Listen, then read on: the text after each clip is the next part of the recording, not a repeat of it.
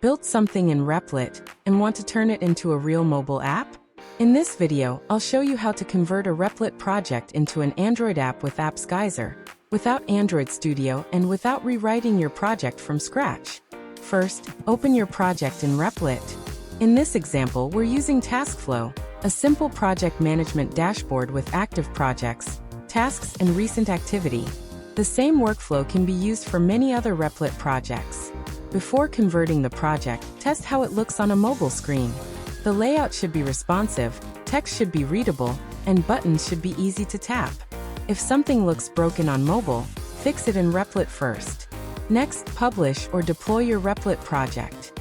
AppsGeyser needs the public URL of your project, not the private editor link. Now copy the public URL of your live Replit project.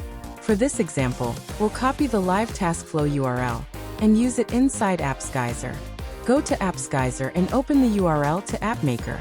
This tool lets you turn a web project into an Android app without writing code. Paste your public Replit URL into AppsGeyser. Next, add your app name and icon. For this demo, we'll use the name TaskFlow. Choose an icon that is simple and readable on a phone screen. After the setup is complete, AppsGeyser generates an Android APK.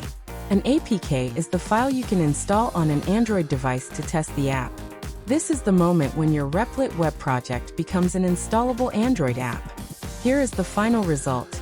This is TaskFlow, a project management dashboard built in Replit. After conversion, it opens from the Android home screen like a regular mobile app. Install the APK on your Android phone and test the main user flows. That's it. The workflow is simple.